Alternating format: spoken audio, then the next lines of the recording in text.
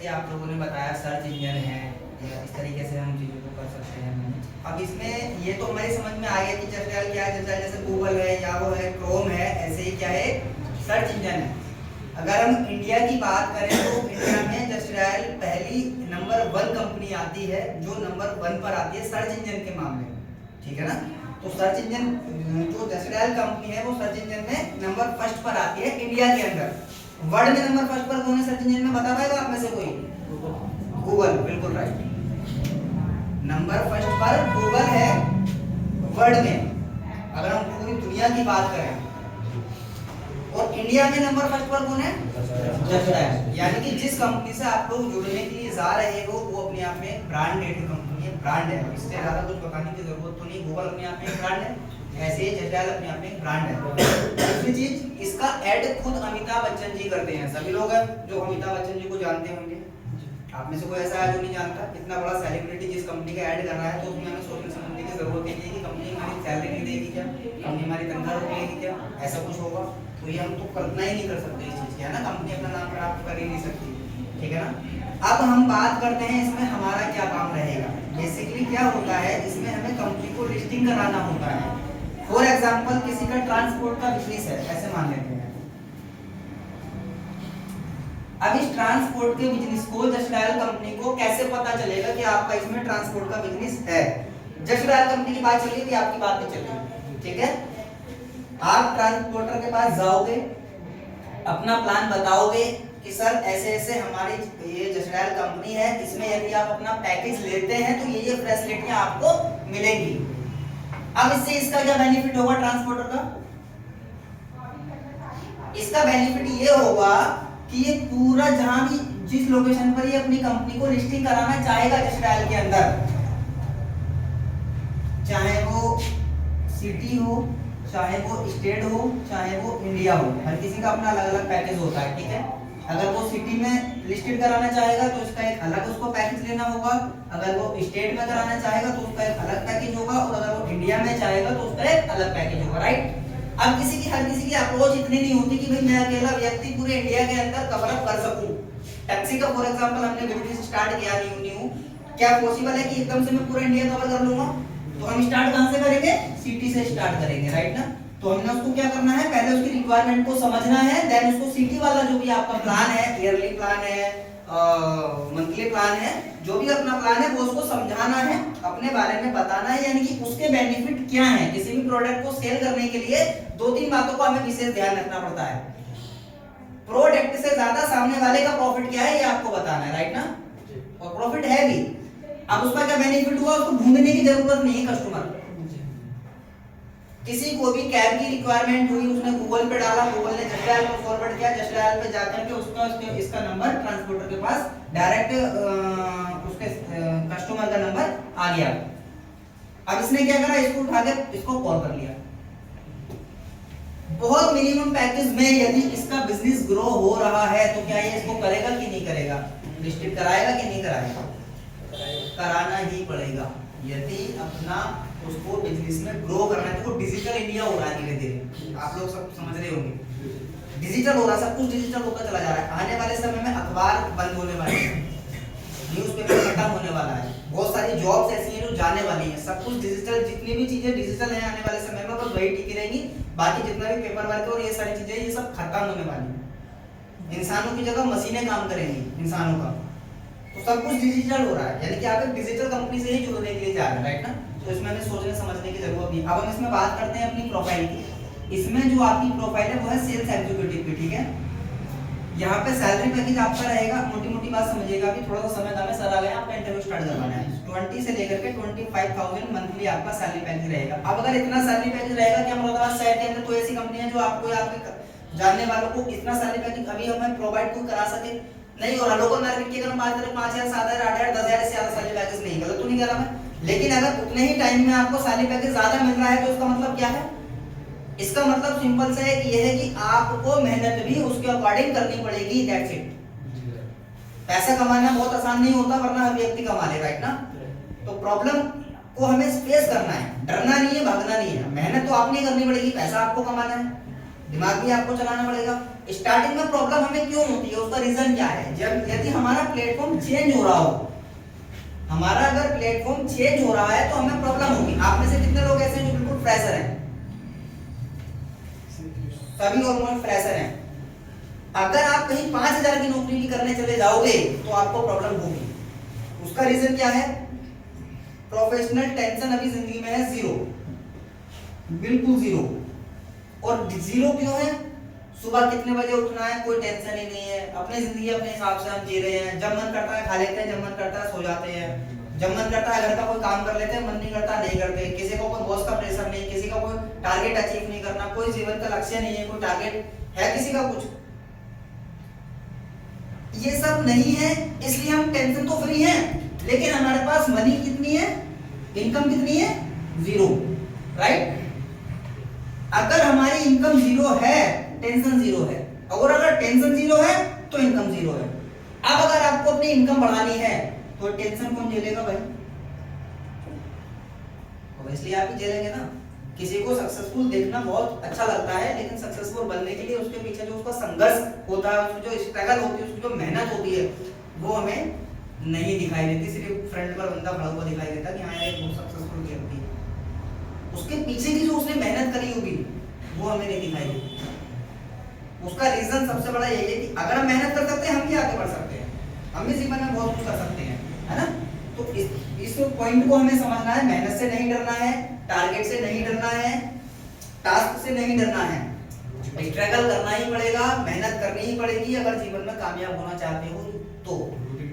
और मैं एक नॉर्मल सी बात कहता हूँ, ये नहीं करोगे तो कुछ और करोगे, कुछ और नहीं करोगे तो कुछ और करोगे, कुछ नहीं करोगे तो मजदूरी करोगे। मजदूरी कब करोगे? जब एज 35-40 हो जाएगी, सपोर्टर नहीं रहेंगे, हमारे सीनियर, हमारे पेरेंट्स, भगवान वो नहीं कह रहा मैं, लेकिन जीवन में जो आया वो तो जाएगा एक ना एक बार, गलत तो नहीं कह रहा। कभी ना कभी तो हमें अपने ऊपर रेस्पॉन्सिबिलिटी लेनी पड़ेगी। अब जब हम 35-40 साल के हो चुके होंगे, उस समय पर क्या हमें कोई कंपनी रोजगार देगी? कोई कंपनी रोजगार नहीं देगी। क्यों? क्योंकि हमारी बहुत सारी कंपनियों में तो ओवर एज हो चुकी होगी, हमारी एज निकल चुकी होगी, हमारे बॉडी के अंदर, हमारे दिमाग के अंदर वो एनर्जी खत्म हो चुकी होगी जो आज की डेट में है। तो हम क्यों ना अपनी एनर्जी को, अपनी एजुकेशन को, अपने एफर्ट्स को एक राइट वे में लगाएं, एक सही प्लेटफॉर्म पर हम जाएं, है ना? जिंदगी में दो ही चीजें हमें आगे और पीछे लेके जाती हैं, निगेटिविटी और पॉजिटिविटी। सिक्के के दो पहलू होते हैं। अगर निगेटिविटी सोचोगे हर चीज के अंदर तो पीछे चले जाते रहोगे, और निगेटिविटी के अंदर भी अगर आपने पॉजिटिविटी सोच ली और डिसाइड कर लिया कि आपको करना है, उसमें प्रॉब्लम सॉर्ट आउट आपने करनी सीख ली, तो आप ऑटोमेटिकली जीवन में अपने कामयाब होते चले जाओगे, आगे बढ़ते चले जाओगे, आपको कोई नहीं रोक सकता। प्रॉब्लम हर किसी के जीवन में है दोस्त, मेरे भी है, आपके भी, आपके कुछ और है, किसी के कुछ और है, किसी के कुछ और है। प्रॉब्लम को साइड करके आगे बढ़ने वाला व्यक्ति ही सक्सेस हो पाता है, ठीक है ना? अब किसी का कोई सवाल था शायद, क्या आया था? देखो ड्यूटी का टाइमिंग की अगर हम बात करें तो सुबह 10 बजे से लेकर शाम को 6 या 7 बजे तक नॉर्मली ड्यूटी रहती है, सब जगह का यही हिसाब किताब। किसी की और कोई क्वेरीज? कोई टारगेट नहीं है इसमें? बिल्कुल है, जैसे कि मैंने कभी बोला था ना आपसे, टारगेट की डेफिनेशन क्या है? आप में से मुझे कोई ये बताइए, मैं ये जानना चाहता हूँ, what is a target? Target की परिभाषा क्या है? कारण क्या है? देखो टारगेट से हम लोग डरते क्यों? आज मैं आपको ये बात बता देता हूँ। टारगेट से डरने का रीजन सिर्फ इतना ही है कि एक्चुअल में हमें पता ही नहीं कि टारगेट होता क्या है, और टारगेट बदनाम क्यों हुआ आज मैं आपको ये भी बता देता हूँ। जॉब, अगर हम प्राइवेट सेक्टर की बात करें तो प्राइवेट सेक्टर में कोई आप में से बताएगा कि जॉब कितने प्रकार की होती है? प्राइवेट सेक्टर में 2 प्रकार की जॉब होती है दोस्त, एक ऑफ रोल और एक ऑन रोल। अब हम बात करेंगे ऑफ रोल जॉब और ऑन रोल जॉब में क्या फर्क है, आप में से कोई बता पाएगा? ऑफ रोल जॉब में और ऑन रोल जॉब में, हाँ बताइए। ऑफ रोल जॉब वो होती है जिसमें हमारा जो है कोई इनकम या कुछ भी शो नहीं होता, और ऑन रोल में हमारा सब कुछ शो होता है। इतना ही फर्क होता है। अब ये लाला भैया वाली जो नौकरी होती है, मान लीजिए एक लाला के पास हमने नौकरी करी, उसने हमें 10 पेन दिए, उसने बोला कि सुबह से लेकर शाम तक आपको 10 पेन बेचने हैं, देन आपको 10 रुपए मिलेंगे। लाला बनिए वाली नौकरी का मतलब होता है कि आप किसी परचूनी की दुकान में चले गए, सुबह से लेकर शाम तक आपने काम करा, या उसने उसका आपको 10 पेन पकड़ा दिए, 10 टॉफी पकड़ा दी, 10 चॉकलेट पकड़ा दी और बोल दिया कि सुबह से लेकर शाम तक आपको 10 बेचने, तब आपको इतने रुपए मिलेंगे, अदरवाइज आपका कोई पैसा नहीं बनता। ये टारगेट तो समझ में आता है कि इससे डरना चाहिए, लेकिन ये टारगेट नहीं है। जिसको हम टारगेट समझ रहे हैं, जिसको हमारे दिमाग में टारगेट फिट हो गया, अब आप लोगों में से मुझे बताइएगा, ये आप इसको टारगेट ही मानते हैं ना? मैंने आपको 10 पेन दिए, सुबह से लेकर शाम तक बोल दिया कि इसको सेल कर रहे हैं आना, तब आपको 10 रुपए मिलेंगे, ये आपका टारगेट है। अब आपके दिमाग में क्या जाएगा? टारगेट है, टारगेट है यार नौकरी में, ठीक है करके देखता हूँ। आपने 1 महीना, 2 महीना, 3 महीना, 6 महीने नौकरी करी, और 6 महीने से आप कभी 5 पेन बेच रहे हो, कभी 4 पेन बेच रहे हो, कभी 3 पेन बेच रहे हो, कभी 2 पेन बेच रहे हो, कभी 10 भी बेच रहे हो, कभी नहीं भी बेच रहे। अब मैं सैलरी आपकी 10 रुपए पर डे के हिसाब से मान लेते हैं नॉर्मली। अब मैं कभी आपको 5 दे रहा हूँ, कभी 7 दे रहा हूँ, कभी 6 दे रहा हूँ, कभी 4 दे रहा हूँ, जिस हिसाब से आप काम करके लाके दे रहे हो। लेकिन आपके दिमाग में क्या फिट हो गया? यार ये तो नौकरी टारगेट वाली है। क्या आप यहाँ पे गलत हो? आप गलत नहीं हो, क्योंकि आपको गाइड करने वाला व्यक्ति गलत है। हमें जो बताया जाएगा हम वही तो समझेंगे, हमें जो पढ़ाया जाएगा हमारे दिमाग में वही तो फिट होगा। अब उसने आपको ये चीज दे दी और आपको टारगेट बता दिया, सुबह जाते हो, शाम को आते हो, जितना काम होता है करते हो, क्या ये टारगेट है? मैं आप लोगों से पूछना चाहता हूँ, आप में से कोई बताएगा क्या इसको हम टारगेट का नाम दे सकते हैं वास्तव में? और अगर टारगेट का नाम नहीं दे सकते तो इसको किस चीज का नाम दिया जाएगा, वो आप में से कोई बताइएगा, पता हो किसी को। एक्चुअल में ये टारगेट नहीं है, एक्चुअल में आपकी नौकरी नहीं है। पहले हमें जॉब के मतलब को समझना पड़ेगा कि जॉब होती क्या है, जॉब, इस जॉब वर्ड का मतलब क्या है। ये टारगेट नहीं कर रहे थे आप, ये बिजनेस कर रहे थे आप। जिसको हमने टारगेट का नाम दिया, एक्चुअल में कोई नौकरी नहीं होती, ये कोई नौकरी नहीं है,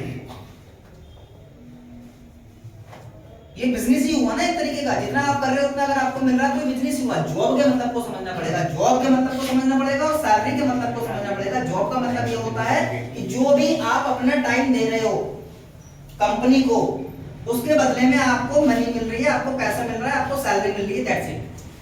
अब आपके टैलेंट से, आपकी क्वालिटी से, आपके स्किल्स से, आपकी नॉलेज से किसी को, कंपनी को कोई मतलब नहीं है। मतलब है कि बताऊंगा कहां पर है मतलब, लेकिन आपकी सैलरी कट कंपनी नहीं कर सकती। इंटरव्यू का मतलब क्या होता है? आपका नॉलेज कितनी है, आपके अंदर टैलेंट कितना है, आपके अंदर स्किल्स कितने हैं, आपके अंदर क्वालिटी कितनी है, ये जो कंपनी ने आपको इंटरव्यू टाइम पर देख लिया ना, देख लिया ना। इंटरव्यू का मतलब तो यही हुआ ना, आपके नॉलेज को चेक कर लिया गया, आपके स्किल्स को चेक कर लिया गया, आपकी क्वालिटी को चेक कर लिया गया। अब ये देखने के बाद कंपनी ने क्या करा? आपको जॉब दे दी, आपको ऑफर लेटर दे दिया, आपको ज्वाइनिंग लेटर प्रोवाइड करा दिया, और आपको जिम्मेदारी सौंप दी कि ये काम आपको करना है, दैट्स इट। ठीक है? इसको करने के बाद सुबह 10 बजे आप ड्यूटी पे गए, शाम को 6 बजे आए, बिजनेस हुआ 0, सैलरी आपकी 20,000 रुपये महीना फॉर एग्जाम्पल। 20,000 के हिसाब से आपके मंडे के कितने हो गए, कोई बताएगा? लगभग ऐसे एक आइडिया से मान लेते हैं 700 रुपये समथिंग बन गया। आपने कितना काम करा? 0। कंपनी की लायबिलिटी हो गई, 700 रुपये आपको पे करने। एक आइडिया बता रहा हूँ मैं। अब अगर ये टारगेट होता है, टारगेट कंपनी का अकॉर्डिंग टारगेट है, ये टारगेट नहीं होता जो मैं बता रहा था। हमारे दिमाग में क्या है? टारगेट गलत चीज है। हम टारगेट से निगेटिव इसलिए हो जाते हैं कई बार कि टारगेट को गलत समझ जाते हैं।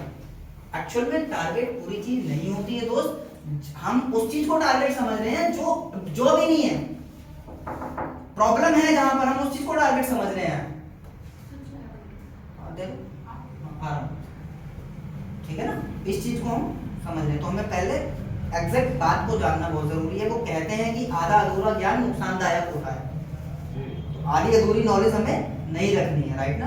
कंपनी सैलरी दे रही है तो पैसा दे रही है तो प्रेशर तो करेगी। अब ये नहीं कि अगर आपने बिजनेस सुबह से लेकर शाम तक दिया है तो आपको बॉस की गालियां नहीं पड़ेंगी, वो तो आपको देनी पड़ेगी।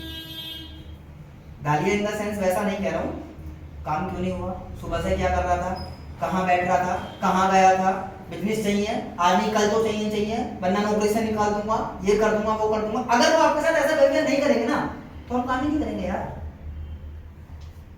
ये फैक्ट है बिल्कुल। देखो इस चीज का हमें पता कब चलेगा, जब हमारा यहाँ से 1 साल के बाद, 2 साल के बाद, 3 साल के बाद प्रमोशन हो करके हम अपने बॉस की प्रोफाइल पर पहुंच जाएंगे, तब हमें ये एहसास होगा। क्योंकि हम तो एक है, उसके ऊपर तो आप जैसे 20 लोगों का प्रेशर है, वो कंपनी को क्या जवाब देगा? हर किसी का कोई ना कोई बॉस तो होता ही है। ये बेचारा कंपनी को क्या जवाब देगा अगर आपसे बहुत पोलाइटनेस के साथ बात करेगा तो? अरे बेटा कोई बात नहीं, मेरे लाल काम नहीं हो, कोई बात नहीं, टेंशन मत ले, मैं बैठा हूँ, कोई करने की जरूरत ही नहीं है। तो क्या आप काम करोगे? अरे ठीक है यार, बॉस बैठे हुए, आराम से सोकर दूंगा, 11 बजे आराम से जाऊंगा ऑफिस। और हमारे अंदर स्किल्स भी डेवलप नहीं होंगे, है ना? सोने को आग में तपना ही होता है सुनहरा बनने के लिए, समझ रहे ना, आभूषण बनने के लिए। काम भी करना होगा। इसमें काम मैंने आपको बताया तो था, जैसे कि ट्रांसपोर्ट हो गया, ऑटोमोबाइल सेक्टर हो गया, और आपका बहुत सारी जितने भी XYZ जितने भी काम होते हैं, सबको लिस्टिंग कराना होता है जस्ट डायल कंपनी में, ठीक है ना? उसके सबके अलग अलग पैकेजेस होते हैं, ठीक है? उसमें हमें क्या करना होता है, हम ऑनलाइन डेटा ले सकते हैं, ऑनलाइन सर्च कर सकते हैं, खुद से कहीं भी जा सकते हैं। फॉर एग्जांपल सामने डॉक्टर है, आप जस्ट कंपनी में हो, आप निकल के गए, आपको दिख रहा है डॉक्टर है, इसके पास जाके नोट करना है कि सर हमारा ये प्रोसेस है, ठीक है ना? इसको आप लेंगे तो ये चीज बेस्ट होगी, इंक्वायरी करनी होती है प्रॉपर, मेन ये चीज होती है। मतलब हेजिटेशन देखो बिल्कुल छोड़ दो यार, चोरी नहीं कर रहे, गलत काम नहीं कर रहे, छोटे लेवल का काम भी नहीं है, अपने आप में बहुत बड़ी कंपनी है इंडिया की, तो फिर हेजिटेशन किस बात की? व्यक्ति को सिर्फ एक चीज से घबराना चाहिए, गलत काम करने से, क्योंकि यहाँ नहीं तो ऊपर तो जवाब देना ही मेरे दोस्त, ठीक है ना? Everything is clear. अब फॉर एग्जांपल अपना ऑफिस है, मान लो किसी जस्ट डायल कंपनी से मेरे पास में कल फोन आया और मेरे को बोला कि सर मैं आपसे मिलना चाहता हूँ, कि आपका 10 मिनट, 15 मिनट, आधा घंटा, 1 घंटा मिल सकता है मेरे को। मैंने उसको कॉल दिया, ओके। अब वो मेरे पास में जहां भी है, मुझे नहीं पता, वो घर पे लेटा है, सो रहा है, कहीं खड़ा है, आई डोंट केयर, लेकिन वो मेरे पास अगर आया और मेरे पास बैठा, तो मैं उसके साथ कैसा ट्रीट करूंगा? ऑब्वियसली मेरा मेहमान है एक तरीके से, मैं उसको चाय नाश्ता भी ऑफर करूंगा, इज्जत के साथ बैठा लूंगा भी 1-2 घंटा, 3 घंटा, जो भी वो, जब तक मेरी समझ में नहीं आएगा, मैं सेटिस्फाई नहीं हो जाऊंगा, तब तक वो मुझे समझाएगा, मुझसे बात करेगा, ठीक है ना? तो उस में क्या वो फील्ड वर्क माना जाएगा एक तरीके से, पूरे तरीके से? यहाँ भी हम गलत सोच जाते हैं कई बार। फील्ड वर्क का मतलब एक चूड़े चटनी बेचने वाले नहीं घूमते रोडों पे, फील्ड वर्क को कई बार हम उस लेवल पर ले जाते हैं, फील्ड वर्क है लेकिन सीनियर लेवल का फील्ड वर्क है, वो वाला फील्ड वर्क नहीं है, रोडों पर घूमने वाला। समझ में आई ना बात? एक प्रॉपर डॉक्टर के पास जाओगे, आधा घंटा, 1 घंटा, 2 घंटा बैठोगे ना उसके पास, एक्सपोर्टर के पास जाओगे, तो कहीं ना कहीं हमारे रिलेशन भी बिल्ड होते हैं, देखो पर्सनल लेवल पर, तो उसमें भी हमारे को बहुत सारे बेनिफिट मिल जाते हैं, ठीक है ना? तो इसको प्रॉपरली फील्ड वर्क नहीं कह सकते जिस तरीके से आप समझ रहे हो, लेकिन कंपनी के अकॉर्डिंग फील्ड वर्क ही कहलाएगा। सर एक सवाल हो रहा है, जैसे कि हम मीटिंग करते हैं, एक दिन में 3 या 4 मीटिंग करने की, वो सब आपको समझाया जाएगा। तो बाइक चार्ज जो है, बाइक होने में देखो 20,000 रुपये अगर आपको मिल रहा है मेरे भाई, तो 20,000 का तो पेट्रोल तुम खर्च कर नहीं दोगे, प्लस इंसेंटिव भी मिल रहा है। इंसेंटिव की तो मैंने बात ही नहीं करी आपसे। इंसेंटिव किस लेवल पर मिल रहा है? बहुत हाई है।